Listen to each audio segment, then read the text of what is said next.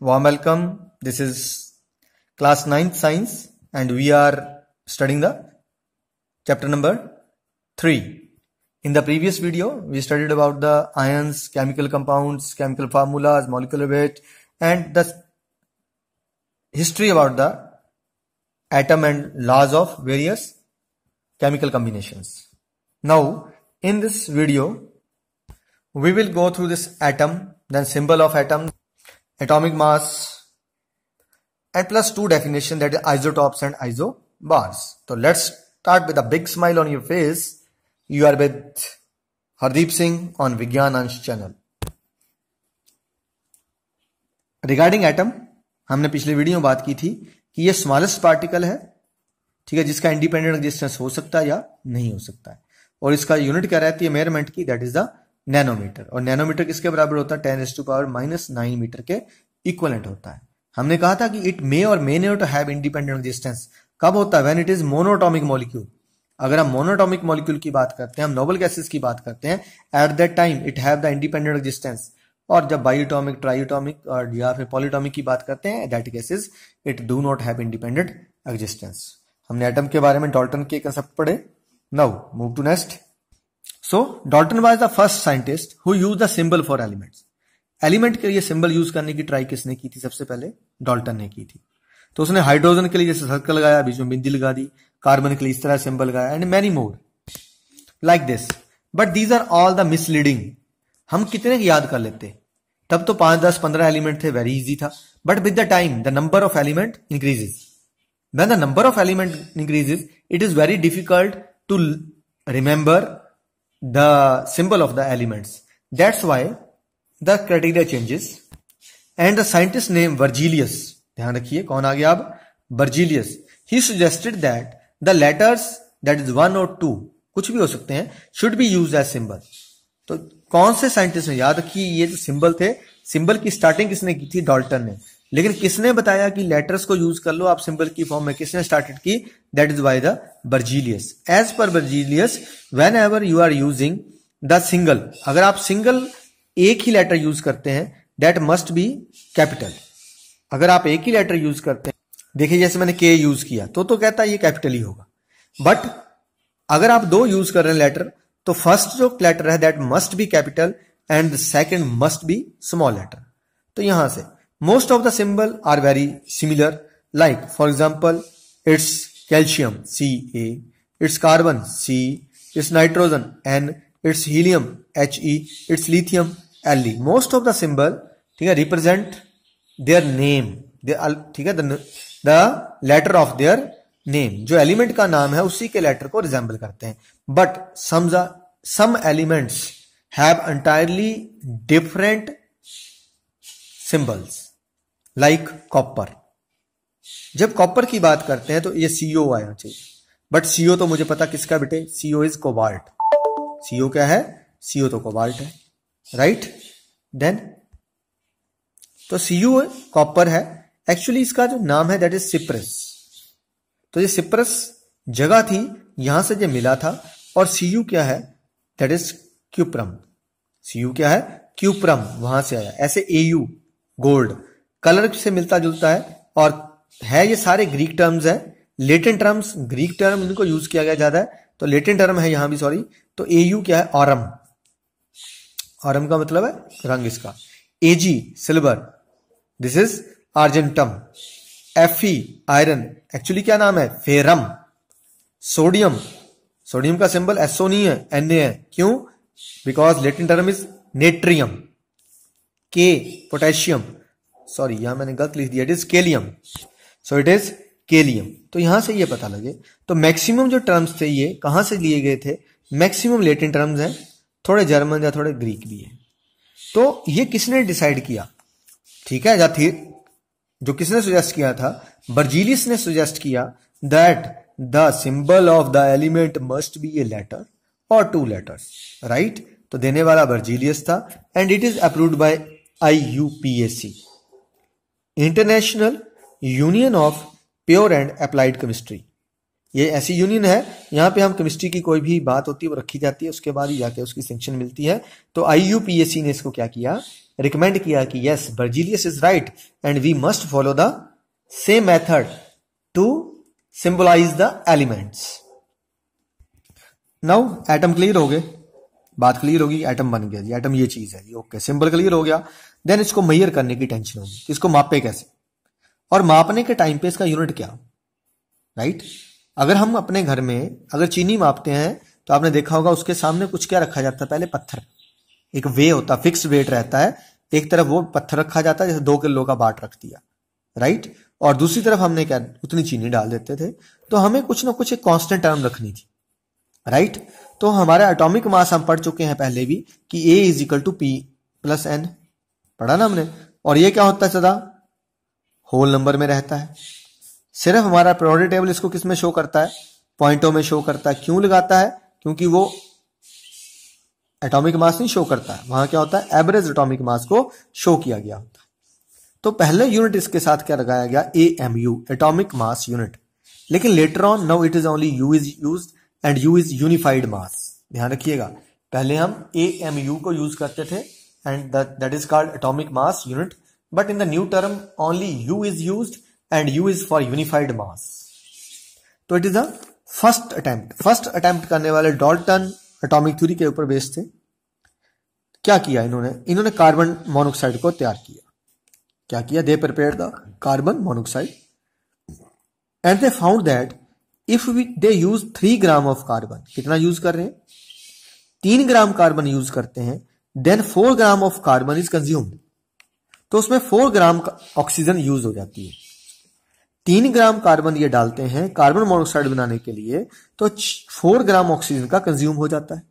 यहां से क्या निकाला उन्होंने कि 1 ग्राम किसके बराबर हुआ, 4/3। देखिए 3 के लिए 4 लगा, तो 1 के लिए क्या लगेगा 4/3, 4.3 ग्राम आया। तो जब इसको हमने काटा तो इसका क्या मतलब पड़ा कि 1 AMU ऑफ किसका carbon is equal to 1.33 unified mass of oxygen. बात समझ आ गई ना यहां से कि कार्बन का अगर हम एक क्या यूज कर रहे हैं, ठीक है, यूनिफाइड मास यूज करते हैं, तो ऑक्सीजन का 1.33 होता है। अब आप सोचिए क्या हुआ, ये तो पॉइंटों में आ गया। तो it is not in whole number, ये होल नंबर में नहीं था, इसलिए ये फेल हो गया, क्योंकि हमें तो होल नंबर में चाहिए था, क्योंकि हम पढ़ चुके थे कि mass is equal to proton plus neutron. थोड़ा प्रॉब्लम आ गई। फिर साइंटिस्ट ने एक नया टर्म लिया, they took 1/16 of the mass of an atom of naturally occurring oxygen unit. उन्होंने क्या किया कि छड्डो यार, अब कार्बन ऑक्सीजन का चक्कर छोड़ते हैं, हम ऑक्सीजन के जो 16, अब हमें पता ऑक्सीजन का मास कितना था उस टाइम पे 16 होता बेटा, तो उसका एक हिस्सा कर दिया, क्या बन गया 1/16। बोला इसको रखेंगे और इसके हिसाब से बाकी चीजों को मेजर करेंगे। यानी जिधर को हम रखते हैं, जैसे हम दूध लेने जाते हैं तो एक फिक्स्ड मेजर के लिए उनके पास एक बर्तन रहता है ना, तो उसी से वो माप के दूध डालते हैं। तो इन्होंने बाकी आइटम्स को मापने के लिए किसको, ऑक्सीजन का 1/6 मास को क्या बना लिया, स्टैंडर्ड यूनिट बना लिया। क्यों बनाया, इसके 2 कारण थे कि oxygen react with large number of element, oxygen बहुत सारे एलिमेंट रिएक्ट कर जाती थी। दूसरा, this atomic mass unit gave masses of many element in whole number, बहुत सारे एलिमेंट में जब उसका हम मास निकालते थे वो इस तरह से पॉइंटों में नहीं आता था, वो पूरा मास आ जाता था, वो होल नंबर में आ जाता था, इसलिए इसको लेकर स्टार्टिंग शुरू की गई। बट लेटर ऑन ये सिस्टम भी थोड़ा फेल हो गया। देन कई जगह ऑक्सीजन नहीं थी, तो और ज्यादा एलिमेंट्स की प्रॉब्लम को दूर करने के लिए थर्ड स्टेप में मूव किए। समझ आ गया ना, पहले मैं CO को लिया, फिर रिपीट कर रहा हूं, पहले मैं CO को लिया, CO का 3 ग्राम यूज होता था, 4 ग्राम ऑक्सीजन है, रेशियो निकाला तो क्या निकला 1, ठीक है, 1 यूनिफाइड मास किसका आया, कार्बन का, बट ऑक्सीजन का 1.33 आ गया, that is in the point and it is not possible, that's why इसको छोड़ दिया। फिर किसको ले लिया हमने, ऑक्सीजन को लिया और उसका 1/16, क्यों, क्योंकि टोटल मास 16 है, तो 1/16 को स्टैंडर्ड यूनिट बना के मेजर किया। तो काफी अच्छा काम चला, क्योंकि ऑक्सीजन में कई एलिमेंट सिलेक्ट करता था और मैक्सिमम एलिमेंट का जो मास था वो होल नंबर में दे रहा था। बट फिर हम थर्ड पॉइंट में शिफ्ट कर गए to get the more accuracy in the 1961।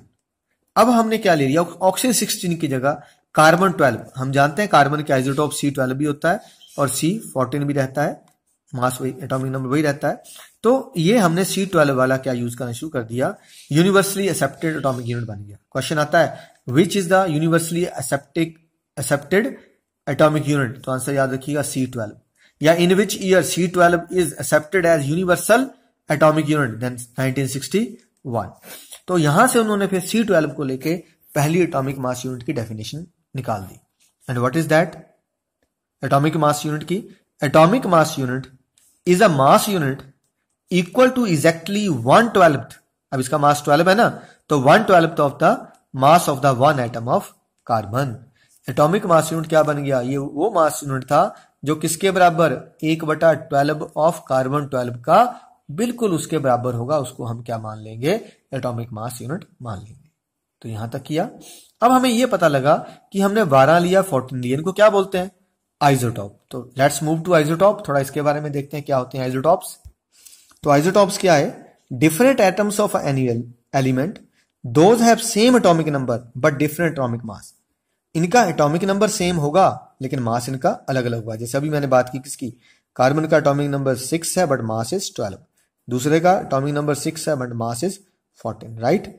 इनके नंबर इलेक्ट्रॉन सेम होते हैं, प्रोटॉन सेम होते हैं, सिर्फ डिफर कहां करते हैं? ये न्यूट्रॉन में डिफर करते हैं। तो let's move to next. Similarly हमारे पास एक पेयर आइसोटॉप का, that is 3 isotope of the hydrogen. Hydrogen के 3 आइसोटॉप हैं, 1 1 1। Atomic number is 1 but mass is 1 2 3 and they are named as protium, deuterium and tritium। तीनों आपके सामने हैं। in the case of protium, यहां से पता लग रहा है अगर इसका मास 1 है, राइट? एटॉमिक नंबर भी 1 है, मास भी 1 है। यहां देखते हैं atomic mass is 2 and number is 1। Atomic mass is 3, atomic number is 1। Let's calculate. Z is equal to P is equal to E। Neutral atom है तो जितना एटॉमिक नंबर होता है उतने प्रोटॉन उतने इलेक्ट्रॉन। तो P मुझे पता है, E मुझे पता है, N मुझे निकालना है। N कैसे निकलेगा? हमें फार्मूला पता है, A is equal to P plus N। तो N इज इक्वल टू क्या हो जाएगा? A minus P।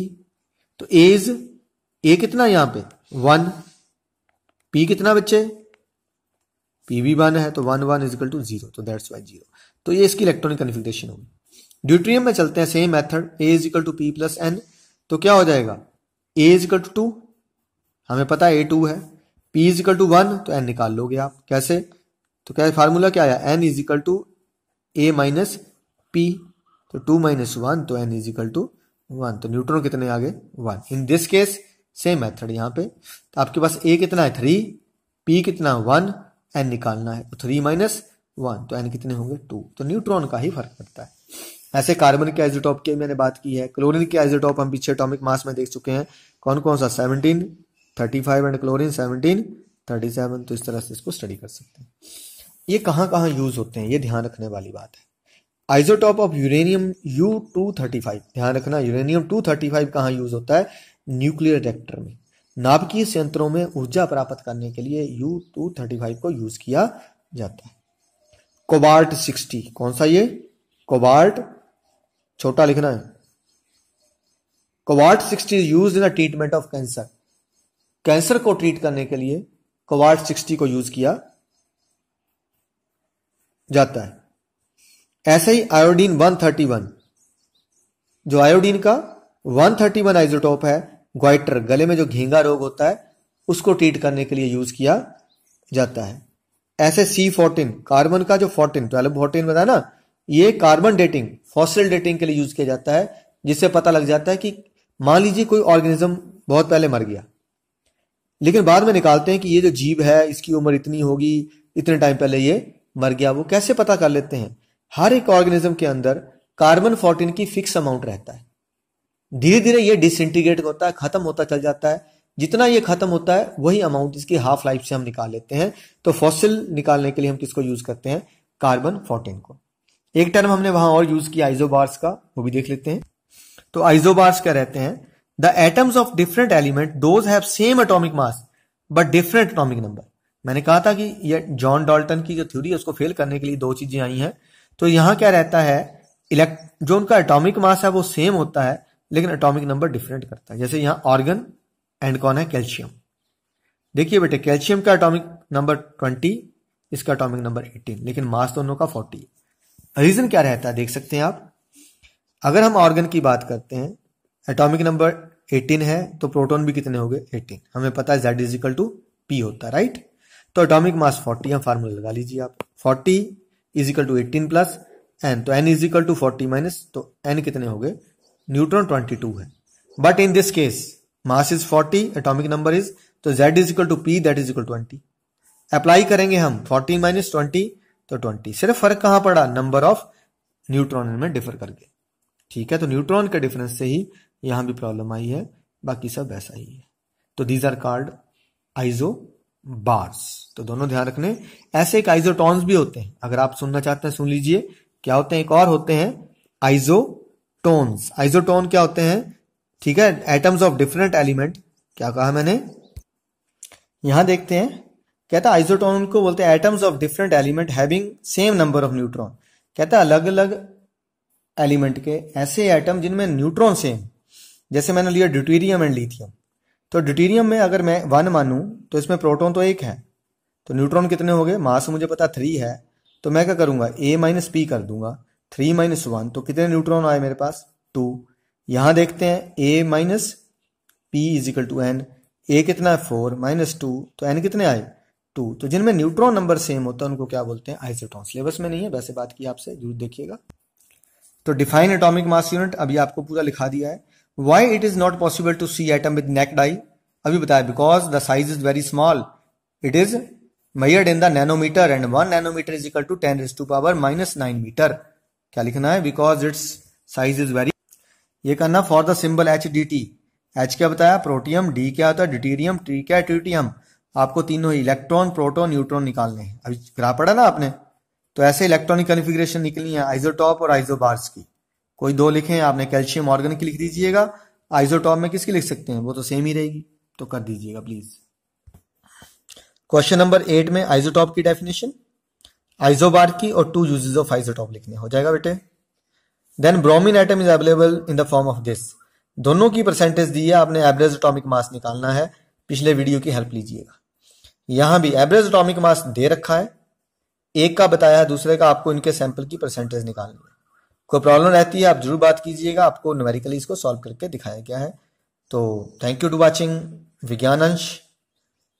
To get the information about the latest updates, अगर आपको ये जानना है कि आज कौन सा वीडियो अपलोड हुआ है, तो विज्ञान अंश चैनल को सब्सक्राइब जरूर कर लीजिएगा, तो आपको हर वीडियो की इंफॉर्मेशन मिलती रहेगी। पढ़िए, आगे बढ़िए। जय हिंद, जय भारत।